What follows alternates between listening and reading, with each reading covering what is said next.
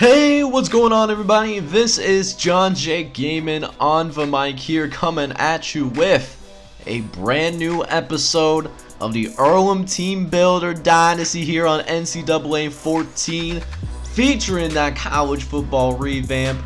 And welcome to that Big Earl Football Podcast, the first one of Season 2. As we go ahead, we're about a quarter of the way through the season here in our second year in FBS play, and we got a good podcast episode for you guys. We're going to take a look at our recruiting board, take a look at our stats going into the first quarter of the season, as well as take a look at the Transylvania roster, highlight some of the key guys to watch out for as we get ready for our first conference game of the season. But that being said, I hope you guys are enjoying this content, and if you are, I would really appreciate if you smash that like button for me, as well as hit subscribe down to be brand new and enjoy the content as well. Let's go ahead and get into it, starting with our recruiting board. So even though that we have one more pipeline state to work with this season, Florida is a new pipeline for us after all going into season 2. That being said though, we don't have as many guys that we're going after as we did back in season 1, but that being said, the guys that we are going after, for the most part, are very talented guys, and I'm very excited with the potential talent that we're bringing in. First guy I want to start with is Mike Wood. He's a 6'1", 252-pound guy from Brownsburg, Indiana, and is currently seen as a 57th ranked defensive end with some balanced tendencies. His scouting report says that he has some solid moves to work with when it comes to block shedding. He has a 78 power moves, 73 finesse, and 77 block shed, and also has good pursuit and solid play recognition abilities as well. My main concern for him though going forward as he makes a transition from the high school to the college level is he only has 62 speed, and that's a little bit concerning going forward. But that being said, we are in a 2-team race. It's between us and Old Dominion. Old Dominion, is about 300 points behind us. We currently have the lead here, but he's also a 3-star guy, which is nice to see. Another person that we're going after heavily is Joe Stevenson. He's from Richmond, Indiana, the number 45 ranked quarterback. He is a pocket passer. Now, he's basically the opposite of Miami Uogalie, and he has only 58 speed, but that being said, he's a good passer. He has 76 pass accuracy and 83 throw power, so he knows a thing or two about sitting in the pocket, and right now we have a huge lead on him. Of course, we're not the only one to give him a scholarship.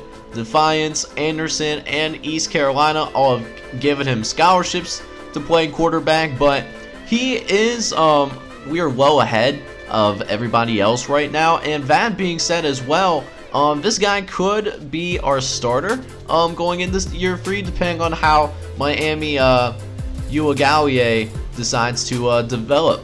Now, the best player from an overall standpoint that we're going after right now is Ray Leonard. He's 6'3", 211 pounds from Plainville, Indiana. He's a number 64 ranked outside linebacker and is actually considered a gem. 82 speed, 81 strength, has 89 acceleration as well, so definitely an athletic back. Does need to work on his coverage abilities a little bit. That's all in the low 70s. So definitely some things that we can work on, but I like what we're seeing as a prospect. Anderson and Rose Holman are going after him, and they both have offered scholarships as well. And we're actually in a 3-team race for this guy. Could be a very intense battle all throughout the season, and it will be very crucial that we do bring this kid into our football program.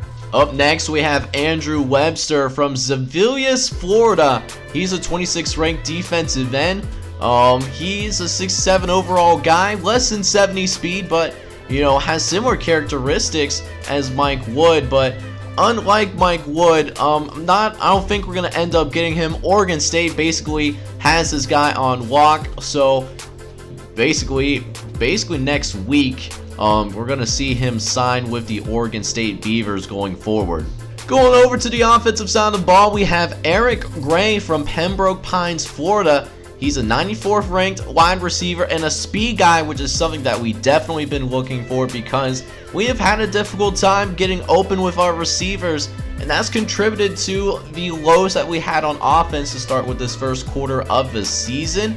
And he has 89 speed, which is something that we're definitely looking forward for sure. And he has decent catching, 70 speed, or not 70 speed, 70 catching, 60 catch in traffic, only a 54 spec catch go though. So not necessarily a guy that, you know, can go up and win a one-on-one ball for you, but he can definitely be a burner for us. And Eric Gray looks like he's going to be with the Earl Quakers. We have a 2,000 point lead on Rutgers, who's the only other team to offer him a scholarship.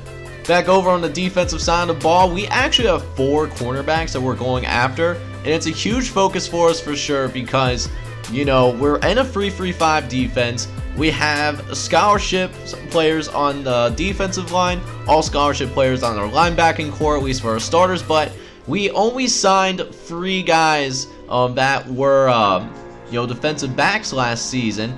And that's a little bit of an issue because we need 5 players, you know, to start. So we still have walk-ons out on the field in our secondary. So huge focus for us. We're going after Jonathan Bray, Lucas McGee, who actually is very close to signing with us as well. Sam Banks, who it's a little bit of a close battle between us, San Jose State, and Washington State. He's from Carlsbad, California. And Mike Herron, who's actually up to a 67 overall as well. All of these guys would be really helpful to bring in as well. And as of right now, it seems like, you know, we're on track to get at least 2 of these guys. Worst case scenario, probably 3 to 4. And so that'll be a huge help for our, you know, for our defensive backfield, you know, to build some depth because we don't really have depth in our defensive backfield. That is a weakness for us on the defensive side of the ball, in my opinion. We also have Marcus Johnson that we're going after. He's from Conway, Florida, a 2-star prospect who is considered 151st ranked defensive end. He's seen as a pass rusher, but that being said, you know, maybe we might move him to the defensive interior. He only has 71 speed, which isn't great either. You know, definitely a developmental prospect for the most part, but looks like we're most likely to get him. It's between us and Georgia Southern in terms of scholarship offers. Ohio Dominion has the lead right now, but they haven't offered quite yet. Keeping it on the defensive side of the ball and going to the home state of Indiana, we have Sam Harper. He's from Franklin, the 41st ranked middle linebacker who's a run-stopping guy. Right now, this is also turning into a 3-team race as well. 4 teams if you count Franklin, but Franklin looks like they might not be able to catch up. It's basically between us, Hanover, and Anderson, as now we go ahead. You know, we have the lead right now. We have some points into him. Seen as a little bit of a disappointment. He was seen as a 69 overall, but then he lost a few overall points when we scouted him. He still has decent hit power and play recognition, but I see this guy as a backup initially. But that being said, he can definitely be a contributor for us day one still, even though he may not live up to initial expectations. So to round things out, 4 of the guys that we're also going after on our initial recruiting board is the offensive line. Now, we did not take care of business necessarily in season 1. We still have a walk-on or 2 that starts on our offensive line, and that plays into our lack of ability sometimes of being able to rush the football outside of Miami Uiagalelei.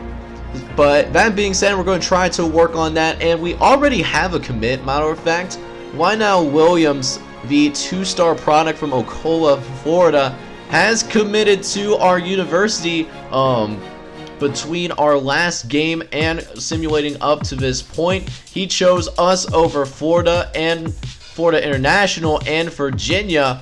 He a 2-star guy that can start on our offensive line right away. As for the other 3 guys that we're going for that's on the offensive line, we have Mark Gandy, Ray Stevenson, and MJ Clark. Now, Ray Stevenson, he's only a 1-star guy, but that being said, if it wasn't for the fact that it was just a 1-star person, this would definitely be a gem. He increases by 12 overall points. He's a very good pass blocker, 78 pass block and 71 run blocking. and we have a really good lead on him as well. We're the only team that's offered him a scholarship, and we should see him in an Earl uniform, man, and he can start for us right away.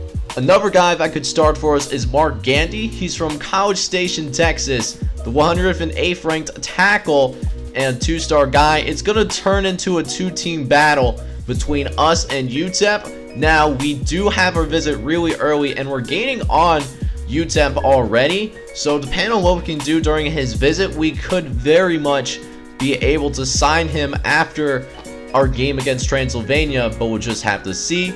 As for MJ Clark, MJ Clark is not that impressive a person, but is more of a depth piece per se. He's 6'6" and 287 pounds, so he has the size, but he needs to work on his technique a little bit because he only has 65 blocking for both the pass and the run, and only 54 impact.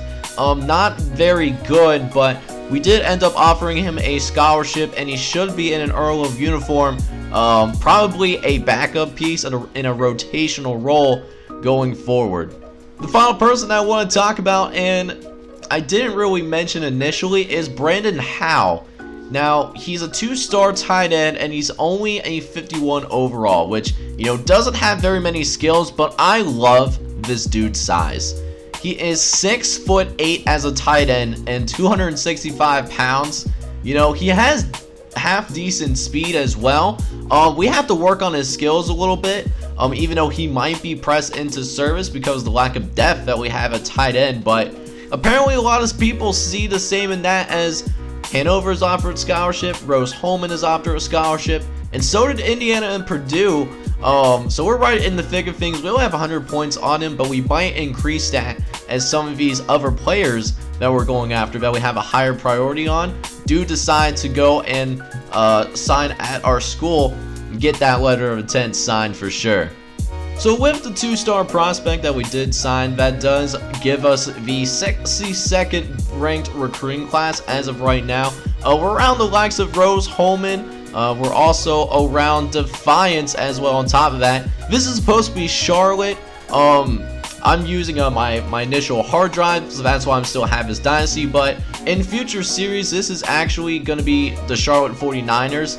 But for some reason, it says Connecticut Huskies here. Who else is around us that's notable? Hanover has the 70th ranked recruiting class, as well as on top of that, they are a 2-star prospect. So now that we finished taking a look at our recruiting board, we'll go ahead and check out the stats for us so far in the first quarter of the season. And we're going to start with the quarterbacks because accuracy has been a very big issue for us so far. Our starting quarterback, Miami Uagawie, he's 39 for 91, has only thrown for 460 yards, no touchdown yet, and also has 6 interceptions, and it's only good for a 42% completion percentage. Now, Terrain Patton hasn't done much better. He's only 2 for 6 in relief, 29 yards and an interception as well. So no passing touchdowns yet through 3 games, which is definitely disappointing to say the least. But that being said, I've thought about, after that 3rd game to maybe put Terrain Patton as the starter because it's been so rough. But I'm looking into the stats, man. Terrain Patton has a similar accuracy. So Patton has 65 throw accuracy, but his throw power is really bad. It only has 71 speed. But Uagawie, though, he has 80 speed, but has a similar accuracy as well, and can throw the ball a little bit deeper downfield. It's just a case where maybe we're not utilizing him as much. Maybe we need to do a little bit more rollouts going forward, to say the least, so that we put him in a better position to be successful, because he certainly hasn't been that so far this season. Now, as for our running game, we're doing a little bit better running the football, and this is one thing Miami has done a pretty nice job with. He already has over 100 yards on the ground. Again, no touchdowns yet, but we do have 2 overall touchdowns on the ground. Aaron Ball has one of them, but he only has a 2.2 yards per carry, and it goes to show that we don't really have a true running back on our roster per se. I really see Aaron Ball as like a fullback kind of person that we may need to convert over there. He only has 72 speed, which is honestly really bad for a halfback. our quarterback is quick, but your quarterback should not be faster than the person who is playing running back for you. That's just how the cookie crumbles. But we have gotten Terrain Patton involved a little bit in the offense, even though he is our backup quarterback. He has a touchdown on the ground on top of that, and then not only he's contributing on the ground, he does have one catch as well through the air. Now, speaking of the wide receivers, since our quarterbacks are having a hard time getting to them, there hasn't been much luck with the receivers as a whole yet this season. We actually only have 3 players with more than 5 catches so far through 3 games. Jakeem Short is leading the pack. He has 12 catches for 165 yards. But after that, Adam Hill has 8 catches, and then Jariah Bond only has 6 catches as well. And then obviously Jakeem Short, he's the only player over 100 yards receiving, with Danny Carson being kind of close. He has 4 catches for 95 yards. So I mean, he's been somewhat efficient with his catches. But I mean, it's been a tough one, man. And another thing that's not necessarily helping is the drops as well on top of it.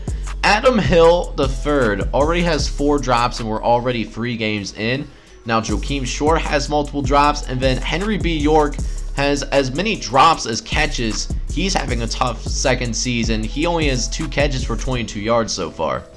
Now for our defense, we certainly have some guys flying up around so far over the course of this season, and Josh Brown, he's been our leading tackler so far. He has 20 tackles already with multiple TFLs and a sack. Seth Gray has gotten 17 sacks, and then RJ Greenway, he has 16 total tackles as well. Justin Burns getting something done as well. He has 16, and then Caden Doman has 15 total tackles so far this season. As for the guys leading in TFLs, Izzy Ray has actually done a really good job getting in the backfield. He only has 6 tackles, but that being said, almost all of his tackles have been for a loss, which certainly says something, and that's part of the reason why he has multiple sacks as well. RJ Greenway and Seth Gray have also done a pretty nice job of getting into the backfield. Same with Matthew Sands as well. So you love to see that. We're getting to the quarterback more often too, which is good to see. We have 6 sacks, which isn't great, but it's better than what we were doing over the course of last season. Izzy Ray and Matthew Sands each have multiple sacks to their name, with Josh Brown and RJ Greenway both being able to get to the quarterback as well.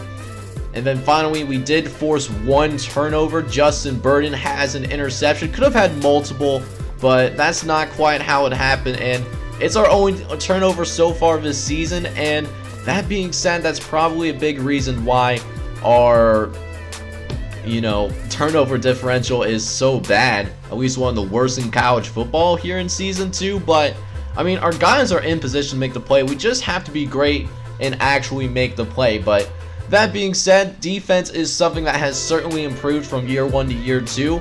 We just gotta make sure our offense catches up, and we'll be fine. So now we'll go ahead and take a look at our opponent for next week.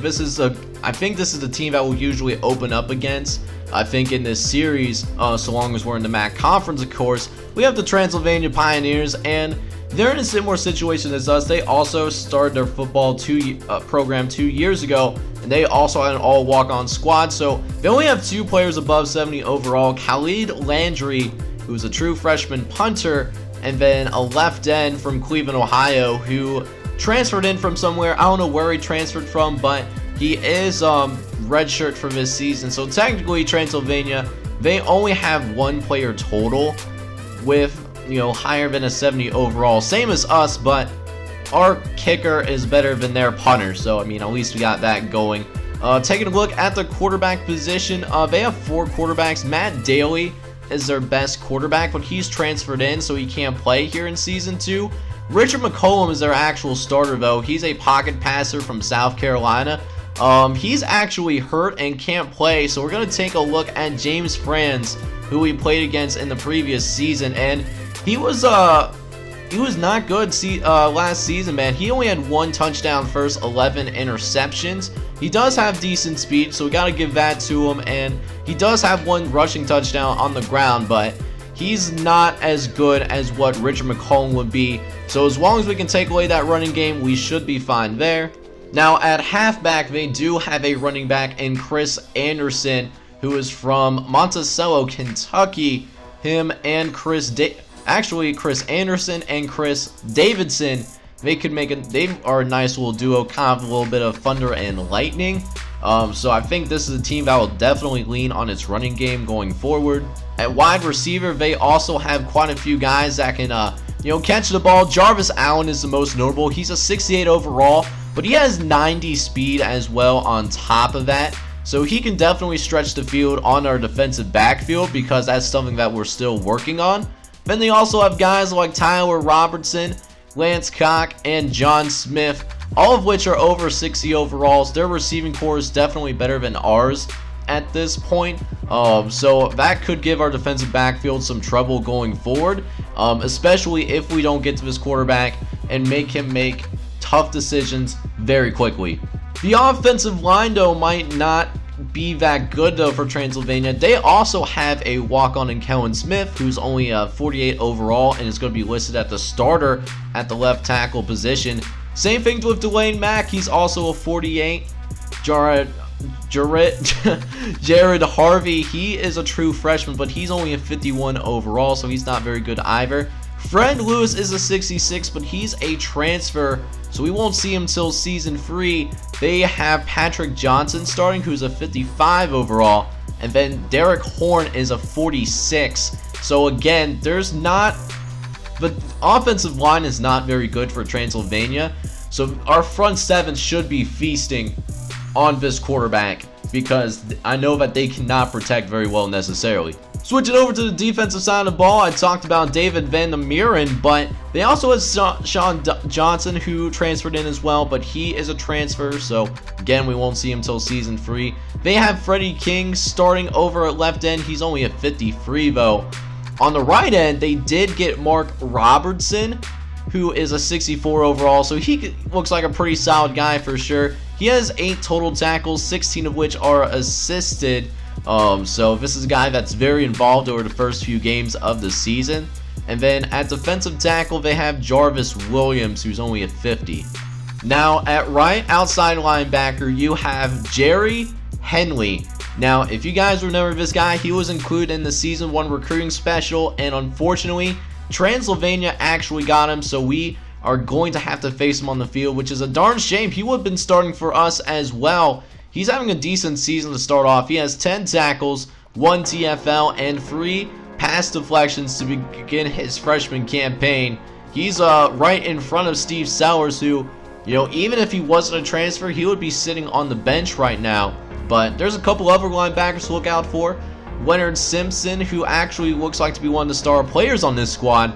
He has multiple DFLs, he has a sack, and he has a pass deflection as well on top of it. Then their middle linebacker, Brad Gray, he's a senior and he's a 52 overall. He provides senior leadership to the defense. Now at corner, they have some very good corners to watch out for, so it might be difficult for our receivers to get open.